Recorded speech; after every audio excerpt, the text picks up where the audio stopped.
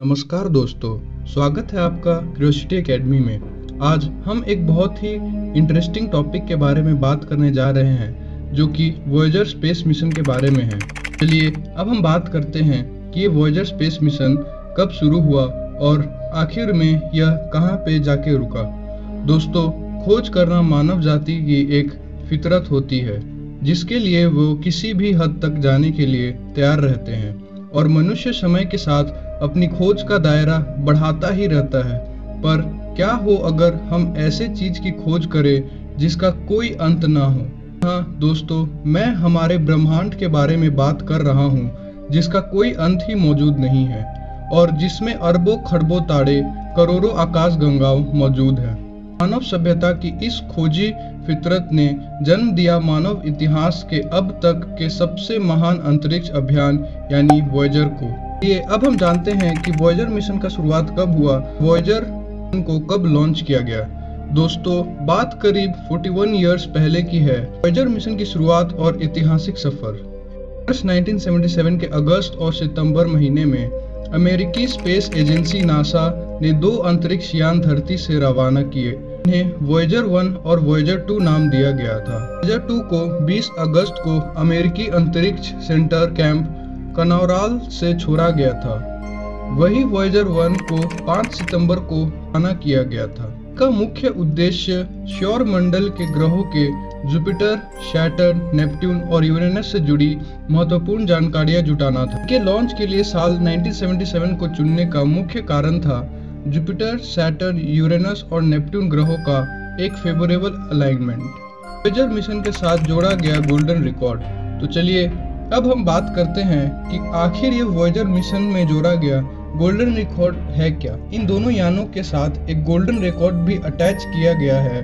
Golden record एक gold plotted copper disc है, जो एक फोनोग्राफ रिकॉर्ड है, जिसमें मानव इतिहास के अब तक के कुछ महत्वपूर्ण इमेजेस और साउंड रिकॉर्ड किए गए हैं, जो मानव इतिहास के अब तक के सफर और हमारे धरती के डाइवर्सिटी और कल्चर को दर्शाते हैं। वर्तमान समय में वॉयेजर 1 हमारे सौर मंडल को छोड़कर इंटरस्टेलर स्पेस में पहुंच चुका है। अभी यह हमारे पृथ्वी से करीब 21 अरब किलोमीटर दूर मौजूद है। दूरी इतनी ज्यादा है, वॉयेजर 1 से धरती पर संदेश आने जाने में करीब 36 घंटे का समय लगता है, वो भी तब जब ये रेडियो संकेत 1 सेकेंड में 3 लाख किलोमीटर तक की दूरी तय करते हैं, यानी लगभग प्रकाश की गति से। वॉयेजर 2 हमारे पृथ्वी से 17 अरब किलोमीटर दूर मौजूद है और यह वर्तमान समय में इंटरस्टेलर स्पेस में प्रवेश कर चुका है, जिसके साथ ही यह इंटरस्टेलर स्पेस में प्रवेश करने वाला दूसरा मानवीय मिशन बन चुका है। यह दूरी इतनी ज्यादा है कि वॉयेजर 2 से धरती तक संदेश आने करीब 30 घंटे का समय लगता है। वॉयेजर मिशन और एक लंबा सफर। करीब 41 साल बाद भी ये दोनों यान अच्छे से काम कर रहे हैं और मानवता की निशानी दूर ब्रह्मांड को तक पहुंचाने का काम कर रहे हैं। पर अब समय के साथ ये दोनों बूढ़े हो चले हैं, इनकी ताकत बेहद कमजोर हो चली है और इनके तकनीक भी अब बेहद पुराने हो चुके हैं। आज वॉयेजर यानों से आने वाले संदेशों को पकड़ने के लिए नासा को काफी मशक्कत करनी पड़ती है, जिसके लिए नासा ने दुनिया भर में बहुत सारे रेडियो संकेत सेंटर बना रखे हैं। इस अभियान में शुरुआत से जुड़े हुए वैज्ञानिक एड स्टोन कहते हैं कि आज वॉयेजर ब्रह्मांड में इतनी दूर है जहां शून्य, अंधेरे और सर्द माहौल के सिवा कुछ नहीं। वो बताते हैं कि वॉयेजर अभियान के डिजाइन पर 1972 में काम शुरू किया गया था। इस अभियान से जुड़े वैज्ञानिक बताते हैं कि वॉयेजर यानों में ग्रामोफोन या कहे गोल्डन रिकॉर्ड लगाने का उद्देश्य एक आशा थी। आशा यह है कि धरती के अलावा ब्रह्मांड में कहीं जीवन अवश्य है। यात्रा करते करते जब किसी और सभ्यता को हमारा वॉयेजर यान मिले, तो उसे मानवीय सभ्यता की एक झलक इन ग्रामोफोन रिकॉर्ड के जरिए मिले। यानी वॉयेजर सिर्फ एक अंतरिक्ष अभियान नहीं, बल्कि सुदूर ब्रह्मांड को भेजा गया मानवता का संदेश भी है। ये ग्रामोफोन तांबे के डिस्क से बने हुए हैं, जो आने वाले करीब 1 अरब सालों तक सही सलामत रहेंगे। इस दौरान अगर वॉयेजर किसी सभ्यता के हाथ लग गया जो ब्रह्मांड में कहीं बसा हुआ है, तो इन ग्रामोफोन रिकॉर्ड के जरिए उन्हें मानवता के होने का और प्रकृति का संदेश मिलेगा। तो चलिए अब हम बात करते हैं वॉयेजर मिशन और बृहस्पति ग्रह यानी कि जुपिटर प्लैनेट से जुड़े कुछ तथ्यों की। लॉन्च के 18 महीने बाद यानी 1979 को वॉयेजर 1 और वॉयेजर 2 ने जुपिटर यानी बृहस्पति ग्रह में जानकारियां जुटाना शुरू किया। दोनों यानों Voyager mission and Neptune Uranus planets. नवंबर 1980 में वॉयेजर 1 ने शनि से आगे का सफर शुरू किया, जिसके करीब 9 महीने बाद वॉयेजर 2 ने भी सौरमंडल के दूर के ग्रहों की पड़ताल शुरू की। सन 1986 में वॉयेजर 2 यूरेनस ग्रह के करीब पहुंचा, जिसने पहली बार इस ग्रह की इतनी साफ तस्वीर और कई महत्वपूर्ण जानकारियां हमें भेजी। यूरेनस को पार कर वॉयेजर 2 1989 में नेपट्यून ग्रह के पास पहुंचा, जिसने इस ग्रह के बारे में कई चौंकाने वाले खुलासे किए। वॉयेजर 2 ने नेपट्यून के चंद्रमा ट्राइटन के बारे में भी कई खुलासे किए और हमें सबसे पहली बार पता चला कि ट्राइटन नाम के चंद्रमा पर नाइट्रोजन के गीजर मौजूद हैं। अपनी इस लंबी यात्रा में वॉयेजर यानों ने हमारे सौरमंडल और ग्रहों से जुड़ी कई महत्वपूर्ण जानकारियों से हमें अवगत कराया और सौरमंडल और ग्रहों को देखने का हमारा नजरिया हमेशा के लिए बदल दिया।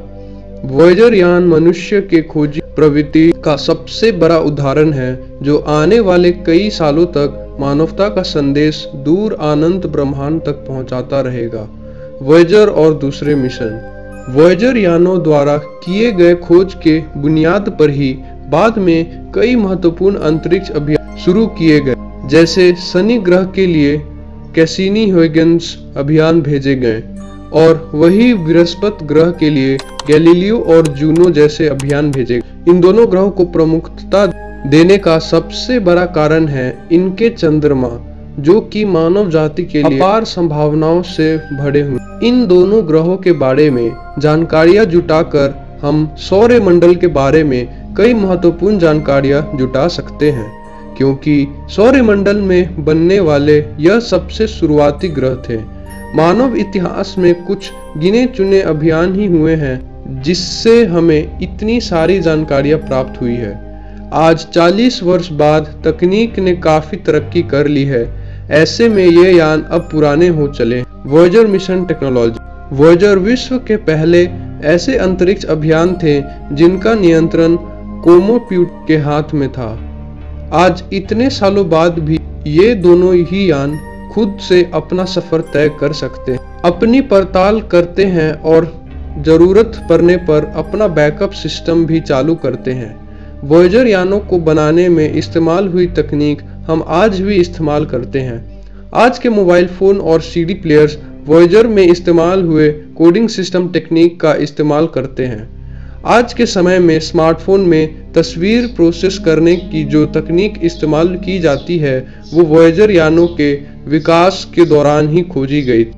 ऐसे तो अपने लंबे सफर के दौरान वॉयेजर यानों ने कई महान और न भुला पाने वाले क्षण दिए हैं, पर वॉयेजर अभियान का सबसे महान पल उस वक्त आया था जब 14 फरवरी 1990 को इसने अपने कैमरे धरती की तरफ घुमाए थे। उस दौरान पूरे सौरमंडल और ब्रह्मांड में धरती सिर्फ एक छोटी सी नीली प्रकाश जैसी दिख रही थी। Future of Voyager missions. इन दोनों यानों को वी के शेप में अर्थ से ट्रैजेक्ट किया गया था, जो कि 2 अलग अलग स्टार सिस्टम में जाकर मानवता का संदेश देंगे। दोनों ही अंतरिक्ष यानों में मॉलिक्यूलर बैटरी लगे हुए हैं और जल्द ही इन बैटरीज से इलेक्ट्रिसिटी बनना बंद हो जाएगा। हर साल इन बैटरीज से 4 बार कम बिजली बनता है। वॉयेजर अभियान के प्रोग्राम मैनेजर सुजी डाट कहते हैं कि हमें बेहद ही सावधानी से वॉयेजर अभियान को जारी रखना है। इसके पुराने पड़ चुके यंत्र बंद किए जा रहे हैं और दोनों यानों के कैमरे भी बंद किए जा चुके हैं, क्योंकि सुदूर अंतरिक्ष में छुप अंधेरे के अलावा देखने को कुछ नहीं है। इलेक्ट्रिसिटी बचाकर वॉयेजर यानों को सर्द अंतरिक्ष में गर्म बनाए रखा जा रहा है। आने वाले 10 वर्षों में दोनों ही अंतरिक्ष यानों को बंद करना होगा। यह मानवता के लिए सबसे दुखद पलों में से एक होगा। हालांकि तब तक ये दोनों ही यान अपनी बेहद ही दिलचस्प जिंदगी का सफर पूरा कर चुके होंगे। दोनों ही अंतरिक्ष यान आने वाले कई सालों तक अंतरिक्ष में हमेशा ही मौजूद रहेंगे। शायद किसी और सभ्यता को मानवता के ये दूत मिल जाएं, फिर वह इन यानों में लगे ग्रामोफोन रिकॉर्ड के जरिए मानवता का संदेश पढ़ सकेंगे। वॉयेजर अभियान के जरिए 1977 की दुनिया अंतरिक्ष में हमेशा के लिए अमर रहेगी। दूसरे शब्दों में कहें तो वॉयेजर अभियान ने मानवता को हमेशा के लिए अमर कर दिया। तो ये थी वॉयेजर मिशन से जुड़ी कुछ रोचक बातें। तो चलिए, मैं आशा करता हूँ कि आपको यह वीडियो पसंद आया होगा। अगर आपको यह वीडियो पसंद आया तो हमारे चैनल क्यूरियोसिटी एकेडमी को सब्सक्राइब करना ना भूलें और ऐसे इंफॉर्मेटिव वीडियोस देखने के लिए चलिए धन्यवाद।